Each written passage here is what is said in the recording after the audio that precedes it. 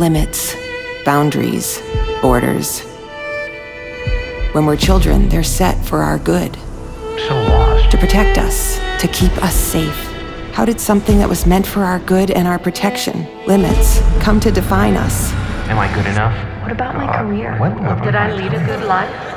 When did the limits of someday when become the lid that closed so tightly on our already restricted boxes? Did I love my family enough? I'm never going to be good enough. Am I good enough? When did outside voices, opinions, hurts, and disappointments become the borders that limited our dreams? If only I was more beautiful. When will I be? Thought I knew my path, but... Yet something inside each of us longs for more.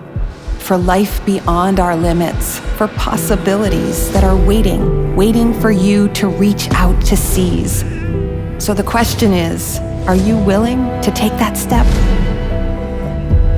To trust God as we embark on a journey of limitless influence, limitless opportunity, limitless potential, and limitless legacy. As we trust our limitless God, churches planted, leaders developed, communities transformed, care centers expanded, global outposts established, all while leaving a gospel legacy to the next generation. This is faith without borders, hope without boundaries, love without barriers. This is what God can do. This is Limitless.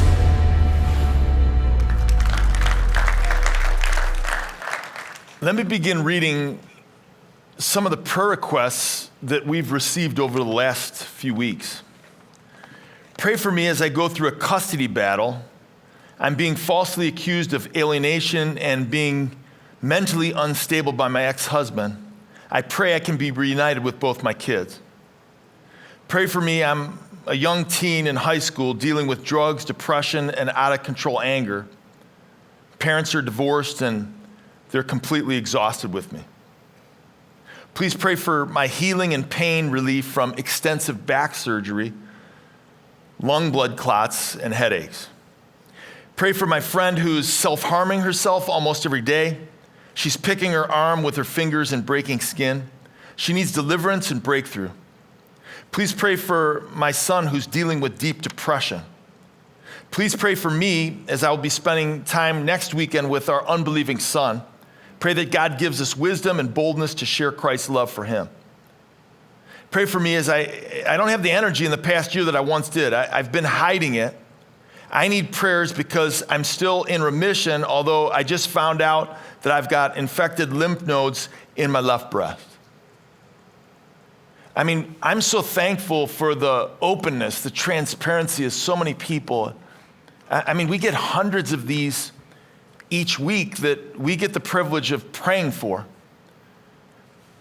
And the common denominator in all these requests, it's that you or that somebody you know is going through a storm.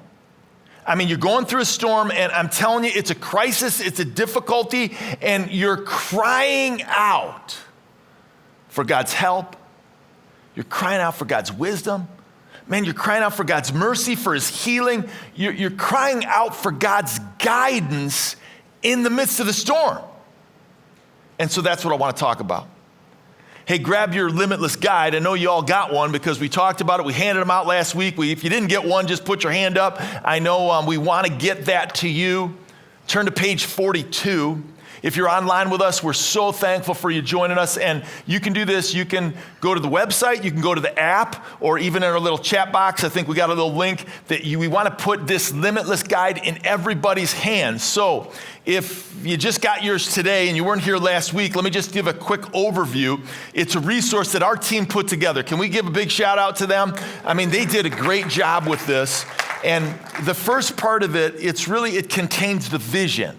So this is the vision for where we're heading over the next 24 months. And we've been talking about this at Vision Night, and it's all right here in one place. Second thing, it has, and I'm excited about this, I mean, it's got the scripture, so it's right there in your hands. It's got the message title, a place for you to take notes. Did you hear me? Take notes. And we'll even give you a pen, And then third, it's really cool if you flip over for this study on page 45, you'll see there's a little QR code. And if you just do that, you scan that in, and that'll take you to additional teaching as all of our growth groups, those are our small groups, are going through this Limitless series.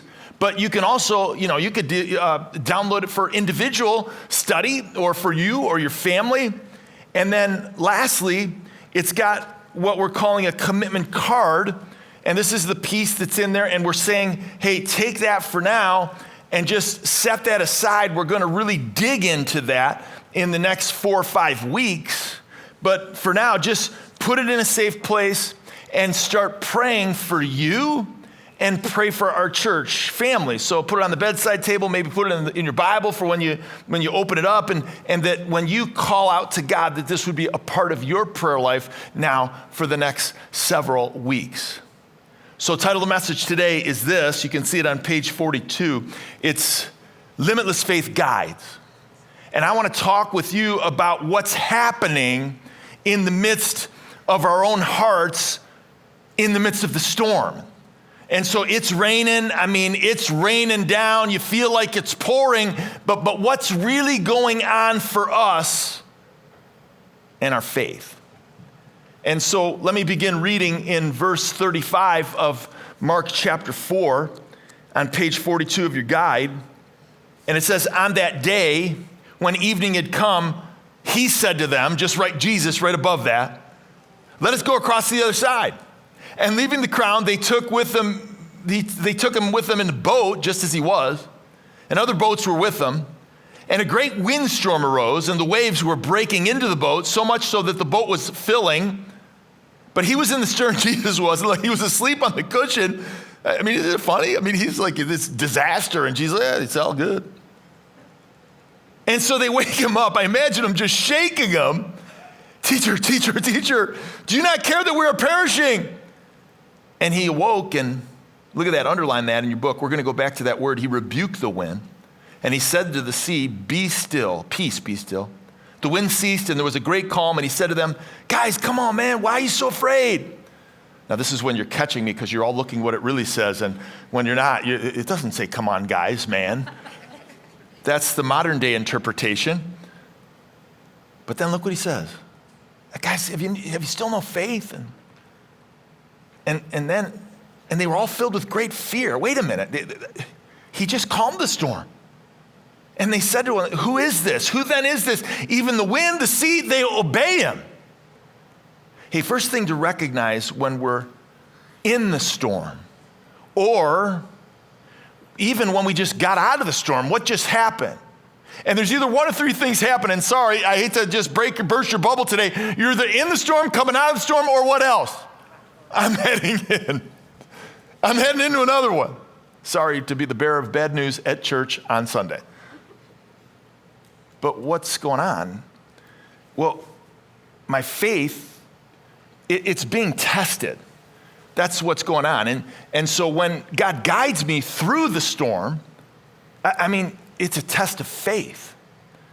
And so the interesting thing about this, the first phrase, and you can underline it in your books, it says, on that day, and what's interesting, when evening had come, so we're taking it phrase by phrase, it was like, what happened on that day? Well, Jesus, the context, just to set the table, he's healing people, he's doing all this stuff, he's telling stories and parables, he's teaching the disciples in parables. But what they didn't realize is that the real lesson was about to begin. It's like they were just in the classroom, and I don't know, let me think about this for a moment. It's kind of like, remember taking your driver's test. Anybody? Nobody in this whole section have taken a driver's test. Just the crowd participation is wonderful today. Online, anybody? And so what happened though, it's like you took the written part and you hopefully passed that, and if you pass that, then you got to go do the driving part. Now I'm looking at this crowd and looking at some of us, we had to do the real deal, and the driving part, we had to pass the parallel park. Anybody been there? And now, you people have it so easy. You get your license, the car parks itself, doesn't it? But I mean, it was like a big deal. It's like, I got to get this parallel parking down. And like that was a huge barrier. And so think of it this way. Jesus is in the car with you. He's the instructor, and he's testing them in the boat. That's the picture. I mean, their faith is being put into practice. And so we know this at Highpoint, something that may be worthy to write down. We say this a lot. 2 kinds of trials. Cover this quick. Review for some. Trials of circumstance, trials of consequence. Trials of circumstance, it's a result of the fallen world, sin-stained world we live in, whether it's the hurricane, the cancer, or even death. That is a result of a fallen world, that it's broken, that God didn't design it like this. And that's the world we're living in. It's off kilter. So give me an amen if you understand that. Amen. And we can feel it. But then there's storms of consequence. And I don't know, I mean, just think about it like this.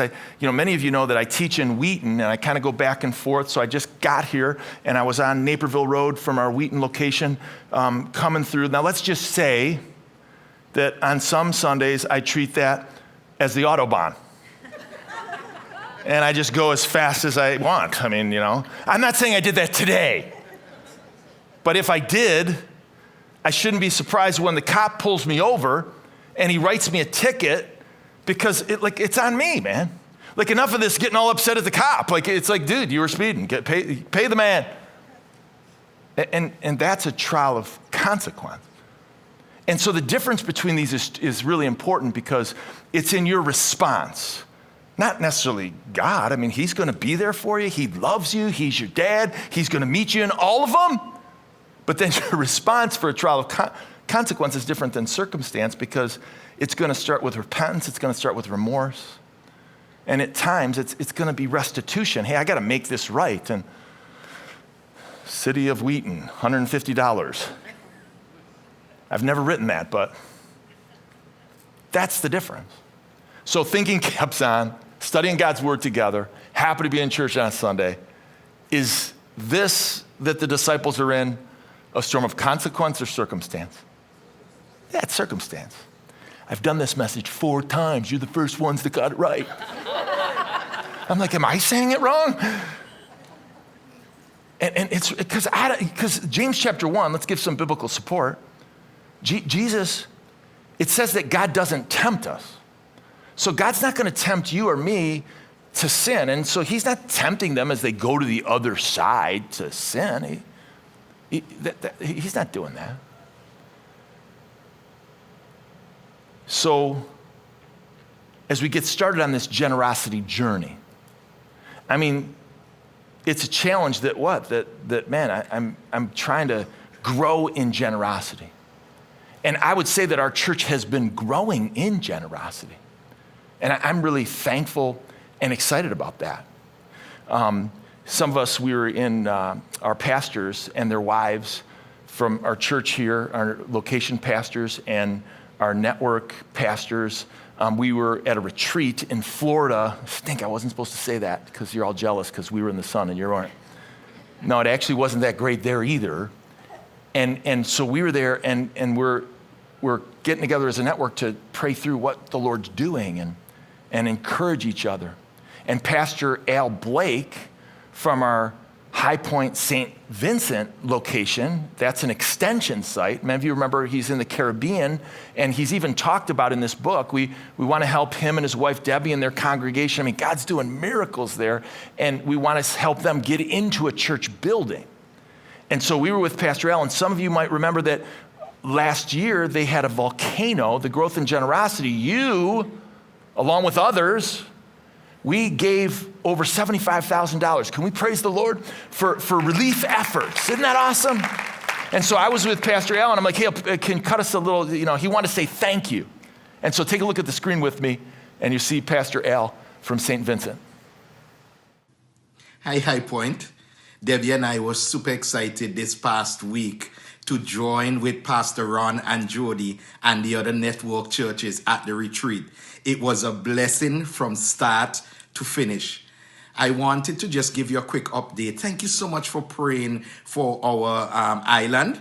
Things are beginning to stabilize after the volcanic eruption. Entire villages are being rebuilt. There are still some people who are displaced, but the government, they're now rebuilding homes, and people have begun to move back to their houses. So we are very, very grateful to God for that. We are so excited about the Limitless initiative and the ability for us to partner together to advance the gospel of Jesus Christ globally, here, there, and everywhere. Isn't that awesome? Man, it's just good to hear from him. We're just really I got to be honest. I mean, I just like his voice, don't you? It's just like, it's so comforting. And then I think about my voice to you, and I'm wondering why you don't listen to me. That's it. I want to hear Pastor Al, and all joking aside, man, what God's doing through him, and we're part of it as he's part of the vision of where we're heading in this Limitless initiative. But the second thing that's going on in the storm, as God is giving us guidance, not only is our faith being tested, but this is the important thing, that our obedience, it'll be challenged. And so our obedience is challenged in the midst of the storm. And so now, shouldn't it say in verse 37, and y'all got God's word in front of you, shouldn't it say, read it, it's like, they obeyed, they did exactly what Jesus said, so the heavens opened up, the sun started shining, the blessing started pouring down. I mean, isn't that what it should say? I mean, we've always said obedience brings blessing, man. If I obey the Lord, it's like the blessing's gonna come, and yeah, that's right. And it will. But here it says they obeyed him, and I'm sure there was one or two of them that said, can't we just get in the boat tomorrow? And they did it anyways. And I'm sure others were saying, I really don't want to do it. But they obeyed, and obedience is doing what God wants when God wants it done with a God-honoring smile. I don't know if they all had that, but the truth is they all did it. And look at the reward. It's a windstorm to the point where this body of water is 13 miles long. It shouldn't be a surprise to them because it's 600 feet below sea level with mountains around it. Jody and I, we've actually been there. A little storm broke out, but it's almost like a wind tunnel. So they shouldn't have been surprised, but they were. And I mean, they were experienced fishermen, a couple of them. Been on the cover of Field and Stream, man. I mean, come on, what do you guys see? So their obedience resulted in difficulty.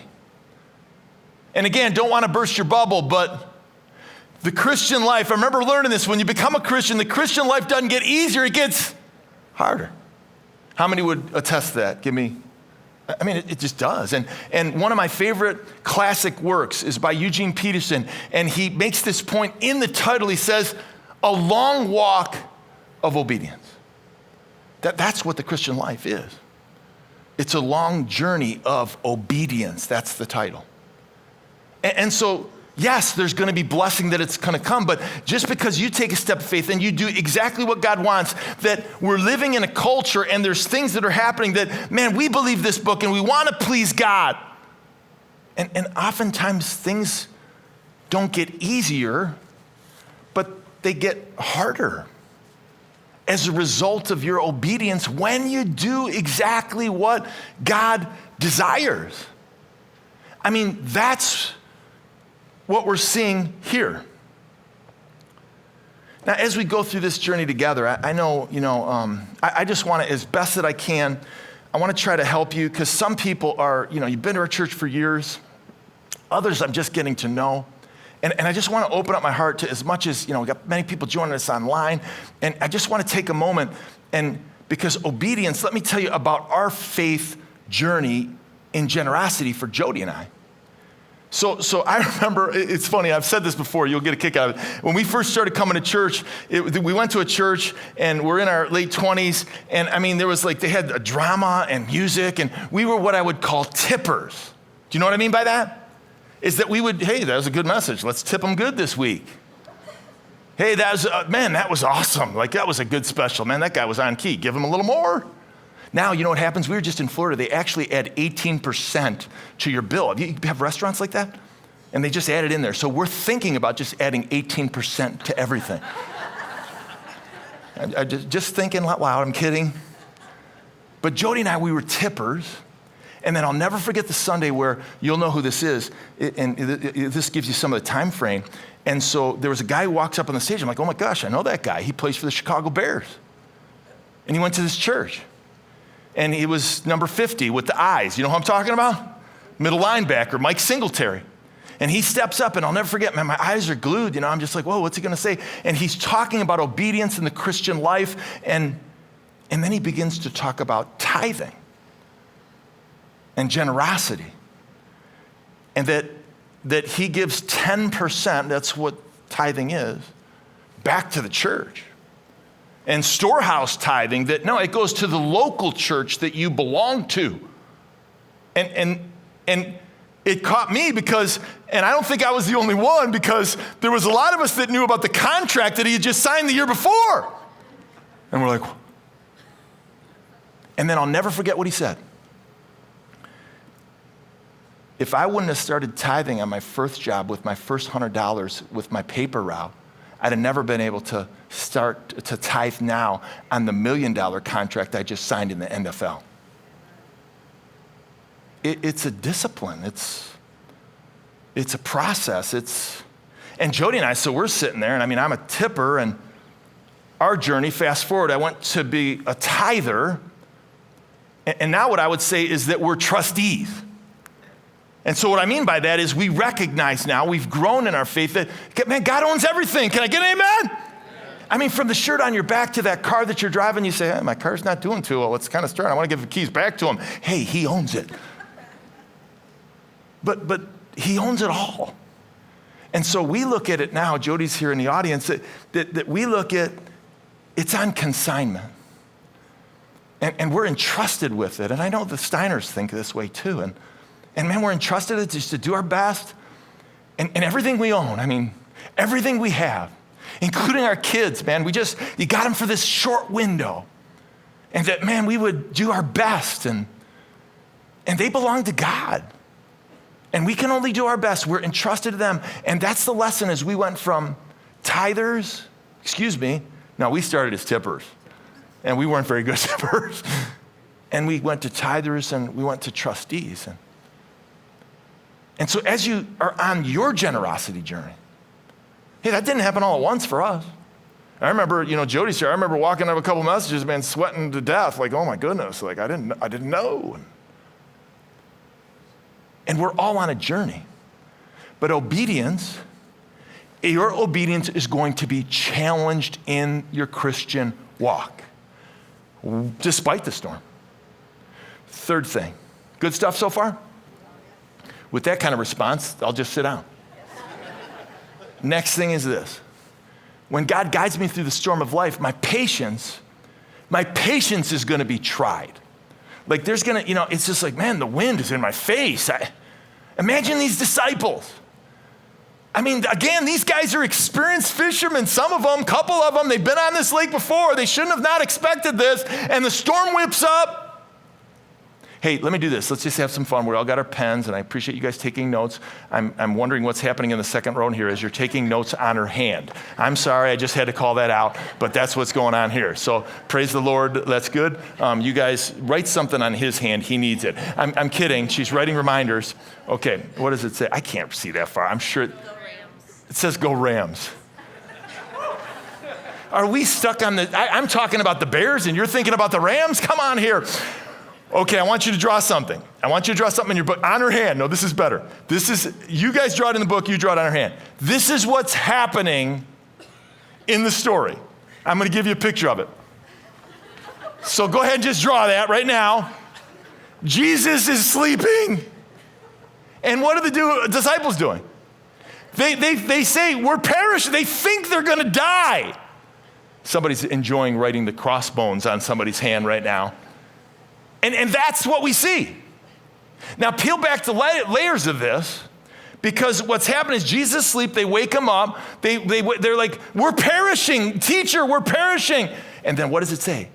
Don't you care about us? And so if we peel back the layers of all fear, the layer is that faith and fear do not go together. Please hear.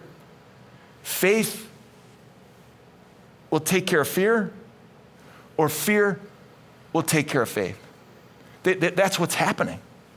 And here the fear, and again, this is a window. We're not jamming and knocking them down, the disciples. But this window of time, we're looking at, they've only been with him for 3 years. And their faith was not crushing the fear was crushing the faith. And then peel it back further, and you'll see that anytime we're fearful and our faith is fleeing, the net result is I think God doesn't care. I question God's love.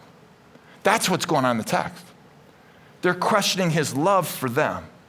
So this is going to come quick. I want to talk with you about faith crushing fear. And so how do we do it? Well, first, 5 things. God's promises, coming quickly. Jesus said, we're going to the other side. He was going to deliver on that promise. And he'll deliver on his promises to you. Your word is a lamp to my feet. It's a light to my path. Second one is this. Good stuff? That what? God's presence.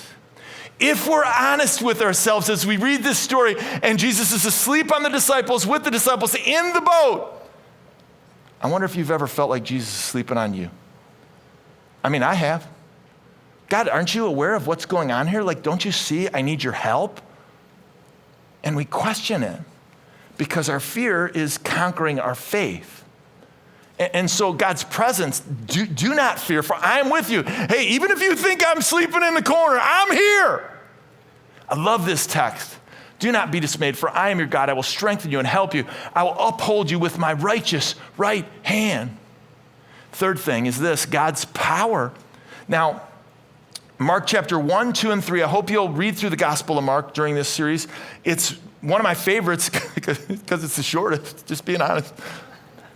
But being the shortest, Mark, he's like ADD or something because he hits all the highlights. It's like so powerful. And if you read Mark 1, Mark 2, Mark 3, each one of those, I guarantee you looked at them this week, miracle, miracle, miracle, miracle, miracle. So these guys had seen God's power, but they were questioning it because of fear. And so the text here is, your right hand, O Lord, is majestic in power. Your right hand, O Lord, it shatters the enemy. Got nothing to be afraid of. 365 times, you've probably heard this. It says, do not fear in the Bible. Why? The cheesy answer, one for every day. But sometimes I like Swiss cheese. Anybody with me? I need a little cheese sometimes. I need that because I'm afraid and it's hurting my fear. Next thing is this. We've got 2 more. God's peace. And that's what Jesus said. He said, peace, and the storm, it dissipates in peace. I will both lie down and sleep, for you alone, O Lord, make me dwell in safety. God is our safety. He wants to bring us peace, just like we're going to see shortly, and we're going to unpack that in this story. And 5th, God's protection. I mean, that's the bottom line, common denominator of all these. The Lord is good. He is a stronghold in the day of trouble, and he knows those who trust in him. Give me a shout out if you believe that. That's what he does, man. He knows you. And that's how we conquer faith, use faith to conquer our fears. It's through these things. And so what else is happening inside the heart? Because we're doing a deep dive into the disciples' heart. That's what this story is doing. It's like an analysis. It's like an autopsy, excuse the language, but that's what it is. And so the next thing is, when God guides me through the storms of life, my maturity, it's going to be revealed. So character, who you are, is revealed in the pressure cooker of life, right? We know that. I mean, how you respond and what that's about. And here we see the disciples, so they wake up Jesus. He rebukes the wind and the sea. Now that word rebuke, if you double click it on its original language, it literally means in the Greek to muzzle. Interestingly, same word that's used when Jesus, he exorcises the demons out of people and he muzzles them. Now you might say, well, are the demons responsible for the storm? I don't know. All I know is that Jesus muzzles the demons. Jesus muzzles, he muzzles the storm, man. He stops it from happening because he's control of all things. He's more powerful than disaster. He's more powerful than demons. He's more powerful than disease. He's more powerful than death. I mean, that's what he is. And they didn't get this yet, but they would. And so what happens? The wind ceases, there's great calm, and so he looks into their eyes, he says, guys, why are you so afraid still, man? And he's like, look, have you no faith? See, what was happening is the storm, the trial that you're going through, it reveals your character and your maturity. And so we've got to understand that. And so, we just got back, Jody and I, we did a marriage conference in Michigan on Friday and Saturday, and it's so great. We're getting to do some of these again, and it was fun. It's always good to hear from people, and we always turn and talk about the trials they're going through. And one couple stood up, and an older couple, and they said, and they were there for marriage enrichment, and we're challenging them to invest in young couples, and they said, we're just going to share a story about our daughter who was cutting herself, and she was doing it to the point where, it was so bad, they thought she was she'd need to be hospitalized. And then they said, this was a 10-year journey. And then you could see almost like, it's like they're breaking in, you can see their face, the joy that, and then they say, and now she went and got her education, she just got her doctorate, and for the past several years, she's been pouring into girls who've had the same issue and helping them overcome with God's presence and God's power. Isn't that awesome? It's just like, but what happened with her, and we taught the passage of scripture, we turned to James chapter 1, and it says that we're to count it all joy when you encounter various trials, because you and I know something that the fallen, lost world doesn't, that various kinds of trials come, but it's a test of your faith that produces something in you. The text says it produces endurance, that's staying power. That means don't cut and run from that job too fast. Don't cut and run from that school. Don't move to that other city. Don't leave that church until you learn the lesson that God wants you to teach you. Or what happens? Oh, you show up at that no church. Oh, you show up at that new job. Oh, you're in that new relationship. Oh, isn't it nice? It's the same you with the same problem that's going to blossom into the same divorce. I mean that with a friendship, with the church, with whatever it is, until we learn what God wants us to learn. Because count it the joy, because it's a test of your faith, and testing your faith produces endurance or patience, which the text goes on to say, it leaves you perseverance or endurance. It makes you, some versions say, blameless. It's the picture of what? You're perfect and complete, lacking nothing. That's a picture of maturity. And so again, God's using this boat ride to show them their character of who they are, to teach them about himself. God's using whatever carnival ride you happen to be on to teach you about yourself and to mature you in faith. And it's always a test of faith. So it's Super Bowl Sunday. Some are thinking about it more than others. And for the Bears fan, this Sunday is always a test of our faith, isn't it? We're just like, here we go again. And some of you people, man, you're just holding on to 1985. I'm like, come on, man, throw that shirt away. It's got holes in it. It just happened here. I said 1985, and there's applauding. It's like, man, and we're going to go back, and I hope so. And I don't like to do this, but I'm going to raise up a guy you're going to see. So in between the commercials, catch my joke, in between you watching the commercials and in between you watching the halftime show, if you happen to catch the game, you're going to see this guy, Cooper Kupp. And again, not going for the Rams, but we're talking about it now. And this guy, I don't like to lift him up because, you lift somebody up, they crack. This is a legit guy. And if you know the backstory behind it, I'll say it really quickly. In 2018, when the Rams were there last time, he got injured, was having a stellar year, gets injured, and then he does the hard work, man. I mean, to recover from any injury in the NFL, to get back to you were, or to exceed where, that's a miracle in itself. And so this guy, he takes the field, man. He's living for Christ. He's modeling great character. He loves the Lord. And this is what he said about his journey and this trial, this personal trial of injury. He said, man, I needed God. Isn't that great? We all do. Say, I do too. He says, I needed to trust in what my faith was. Just having my wife and my son to push me through this, so important to have the support network. He said, my teammates and the coaching staff, look, he's looking at the blessing, the training staff, the strength staff. I just had a team around me that encouraged me and really showed me how important it was to have people around me that God's really placed in my life. His character is being displayed in the midst of his trial as his faith was tested and as his obedience was challenged. I mean, that was his storm. And so lastly, when God guides me through the storms of life, man, my commitment, it's going to prove whether you're legit or not. Like how you handle the storm. And your commitment is going to be proven through the difficulty. And that's where the rubber meets the road.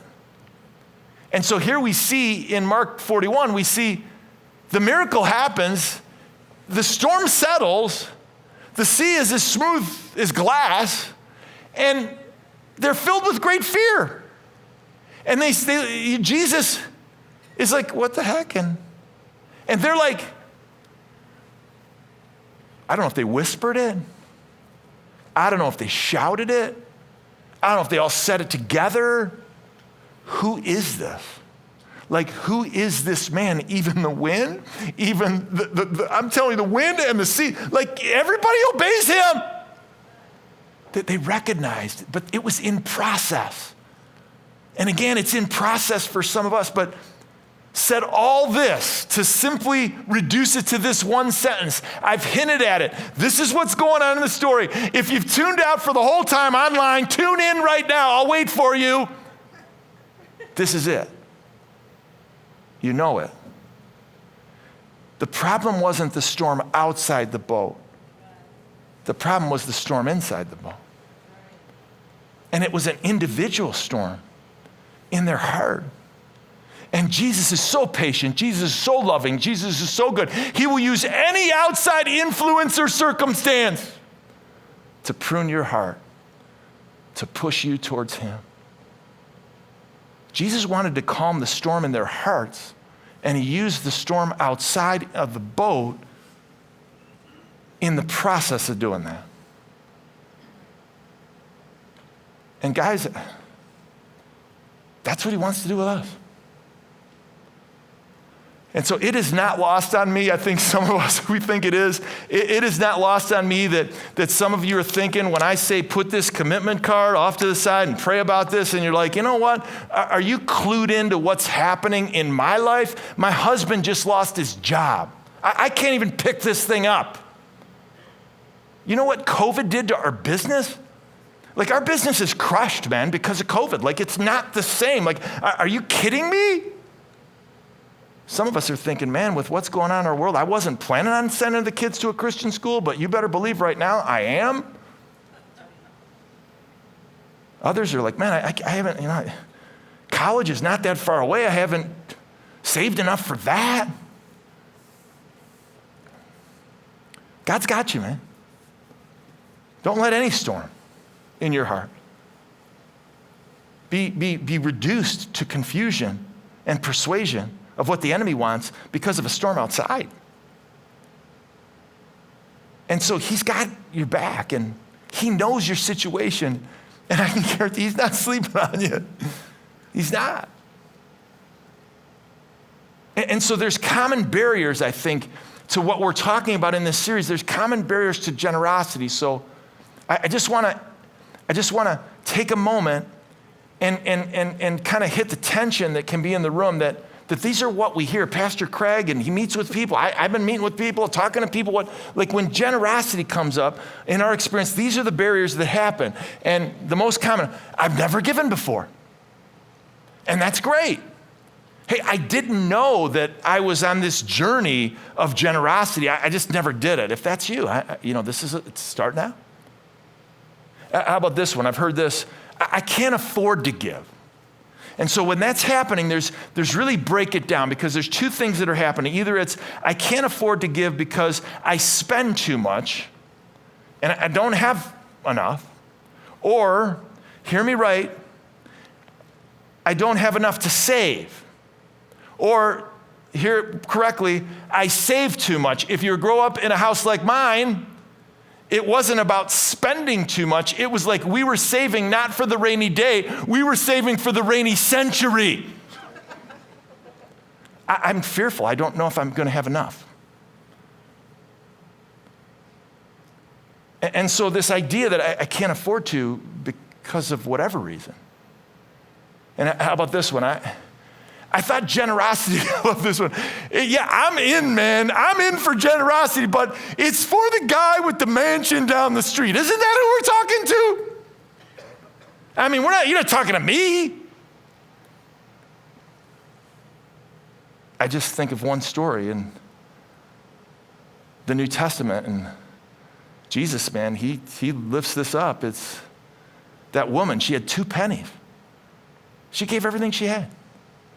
And he's like, you guys, take a look at this. And so this isn't, it's about everyone.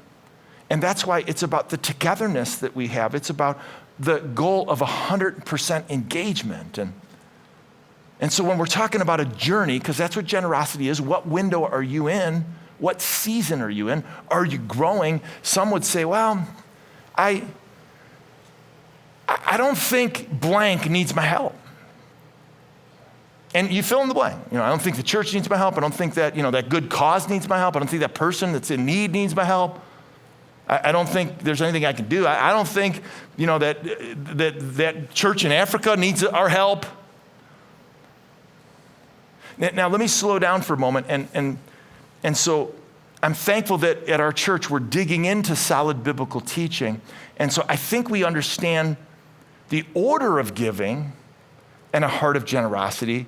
But let me just take a moment, if you permit me, let me jump into the priority of giving and generosity. So the order, that's like me, like I got the order down, I've grown in this, and so when the check comes, like I'm still old school in one area of my life. Don't call me old school. One area of my life, I'm old school. I write the check, the first check after I get paid. It's like that goes to the Lord. It goes to the local church. And so I'm old school in that. Some, you're like, you give online or automated giving. But that's order. The priority is what's the number.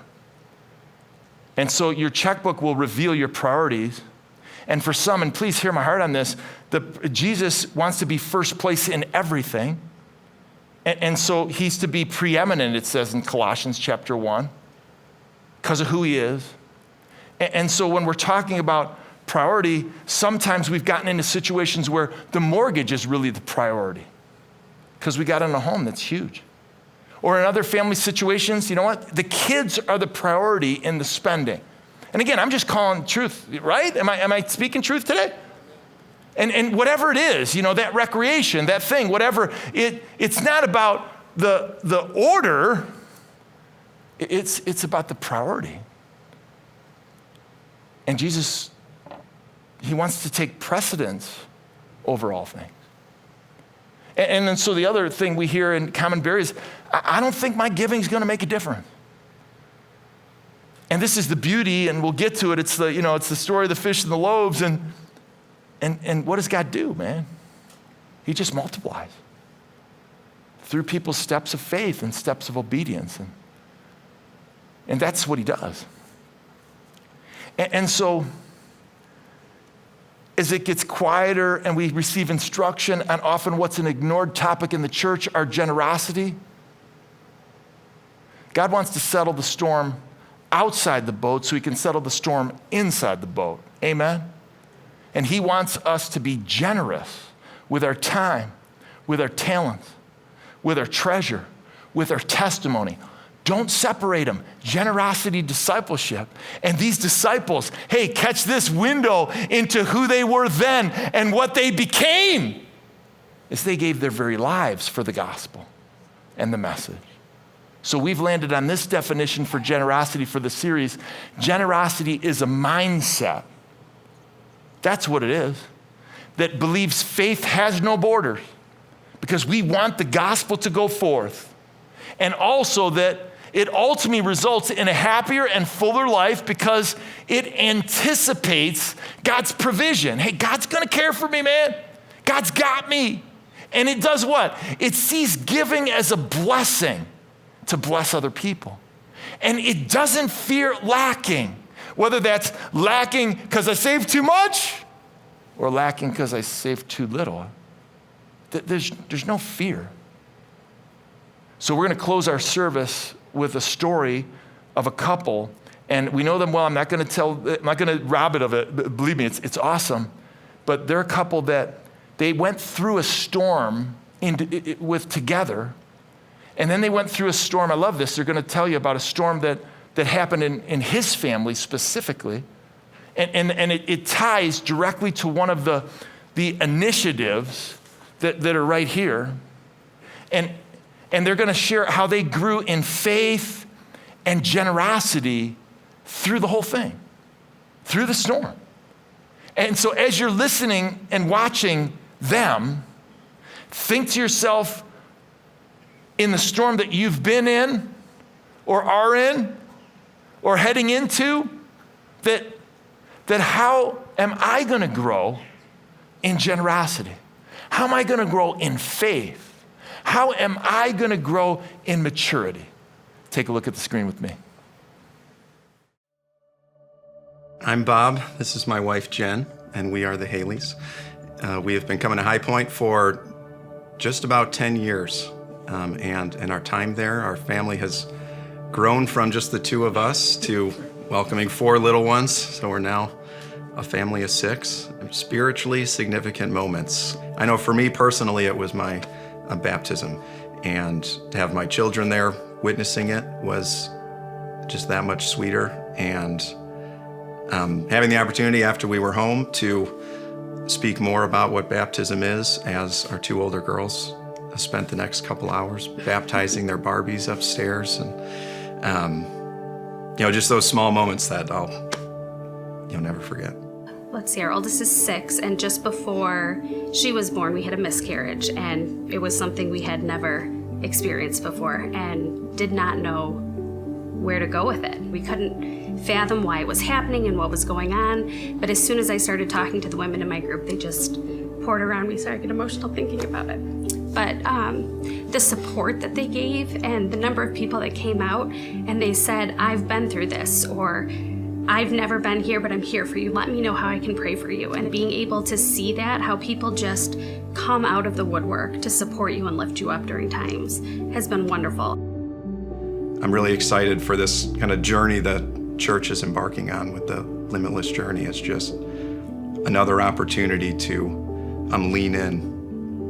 Being honest, I think for a while we've been in, a comfortable routine with giving, at least financially. Like it was in Pastor Craig's living room the first time that I had heard about the Stateville partnership. I had a family member who was at Statesville for really over 100 days awaiting processing. And so we both visited Stateville. And at the time, it's tough wondering, where does this fit?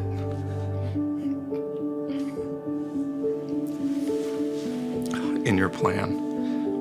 I think we were able to witness firsthand the little support that is available for individuals within the prison system. And even if for those that are, ready and committed to turning their life around, without someone there to really support them in that, it is a steep uphill climb. And it was in that time when you finally hit rock bottom and turned to the Bible that he grew up on and really accepted Christ and turned his whole life around. And to be able to see him now married with a child of his own, he's just doing wonderful things for himself and for his family, and it's been so awesome to see the transformation that he's gone through. Years ago when we walked through the doors at Stateville, never once did I imagine myself saying I would want to go back there. It was scary for me just to go visit him. It was a hard thing for us to do. It was uncomfortable. For us to be wanting to go back and walk through those doors at some point is amazing. That's all God. I just know that there is so much that can be done for those inmates. God has a plan for each one of them, and choices that they've made doesn't impact the opportunity for their eternal life with Christ. To have an opportunity to be a part of that ministry, while we're excited to support it financially, I'm also excited to kind of be a part of it physically too. In regards to Limitless and generosity, God is really showing me and showing us, I would say, that he's there and he's going to provide. He's going to lift us up and he's going to give us what we need. I think true generosity, you're doing it at a level that is forcing you to turn to God and trust him. We've been a part of Highpoint long enough to see those resources we've invested in the church just multiply. God's got you. And he's going to put the people in your life that you need at certain times. The more generous we are, the more people we're able to reach. And it's been a blessing to see that as we give, he gives us so much more.